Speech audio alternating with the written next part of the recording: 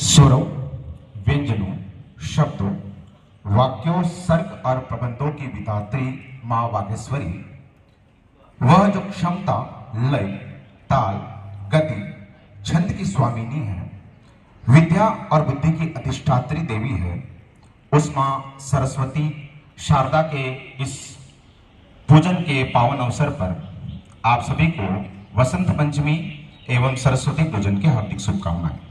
आदरणीय advisor sir, principal ma'am, supervisors, मेरे सभी सारस्वत मित्र और प्यारे विद्यार्थी मित्रों, रंगों और त्योहारों के देश भारत में बड़ी ज्ञान, संगीत, रचनात्मकता की देवी मां सरस्वती के लिए मनाया जाता है। कहते हैं कि इसी दिन मां ब्रह्मा जी से मां सरस्वती का जन्म हुआ था, इसलिए इसको मां सरस्वती के जन्मोत्सव के रूप में भी मनाया जाता है।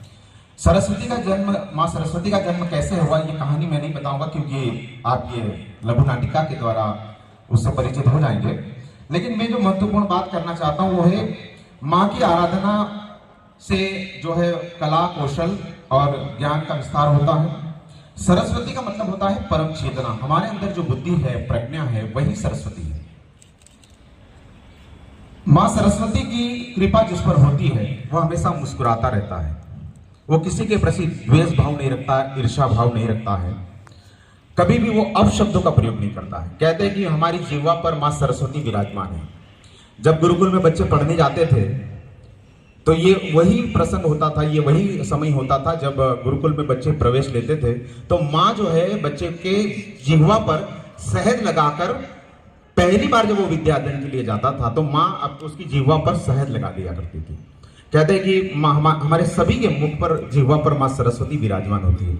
इसलिए जब जब आप गलत शब्दों का प्रयोग करते हो, जब जब आप गंदी शब्दों का प्रयोग करते हो, तब तब आप माँ सरस्वती का अपमान करते हो। सरस्वती की कृपा किस पर बनी रहती है, किस पर नहीं होती है? माँ किससे नाराज होती है?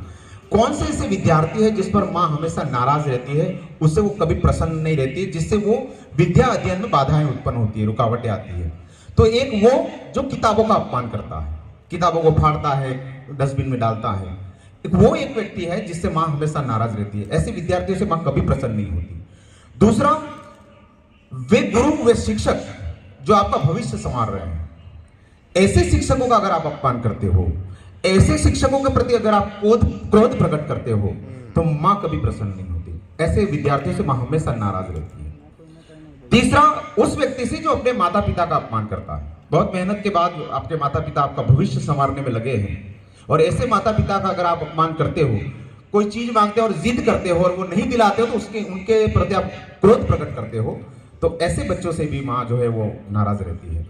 दूसरा, जो अपशब्दों का प्रयोग करता है, जो गालियों का प्रयोग करता है, इससे मां हमेशा नाराज रहती है।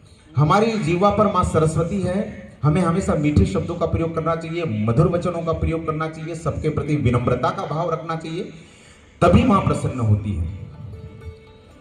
दो विद्यार्थी समान मेहनत करते हैं, एक सफल होता है, एक जीवन में असफल होता है। जब वो अपनी असफलता का मूल्यांकन करता है तब उसे पता चलता है कि उसकी वाणी और मेरी वाणी में फर्क है।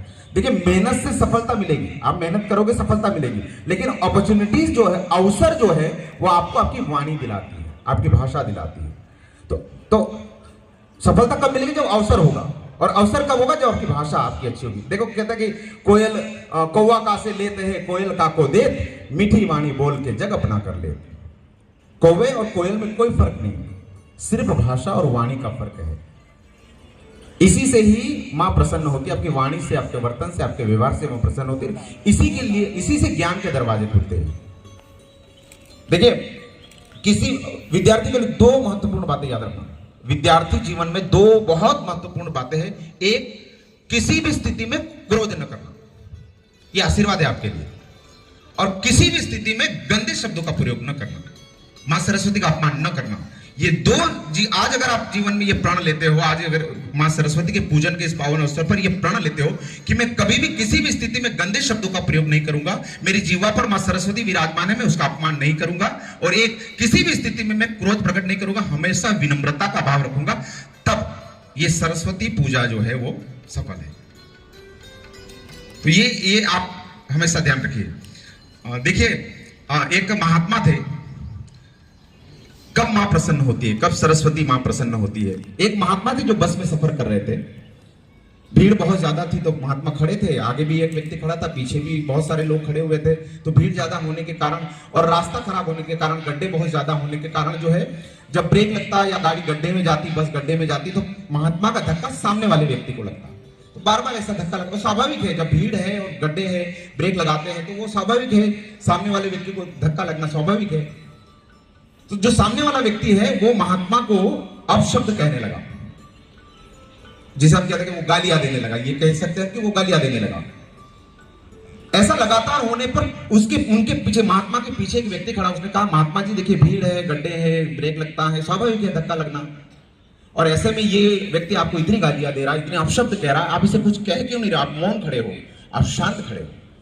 महात्मा ने जो जवाब दिया वो जीवन में अपनाने लायक है, वो हम सबके जीवन में अपनाने लायक है, विशेष तौर पर विद्यार्थियों के जीवन में अपनाने लायक है। उन्होंने क्या कहा, जिसके पास धन होता है वो धन देता है, जिसके पास ज्ञान होता है वो ज्ञान देता है, जिसके पास संस्कार होता है वो संस्कार देता है। इसके पास क्या था, गालियां थी तो इसने गालियां दी। जो जिसके पास होता है वो देता है, मेरे पास तो नहीं है तो मैं नहीं दूंगा, है ना। और वैसे भी कीचड़ से कीचड़ साफ नहीं होता ना, कोई गालियां दे रहा, हम भी गालियां दे रहे तो कीचड़ से कीचड़ साफ नहीं होता, कीचड़ हमेशा पानी से साफ होता है, इसलिए हम पानी बने रहे, हम कीचड़ ना बने।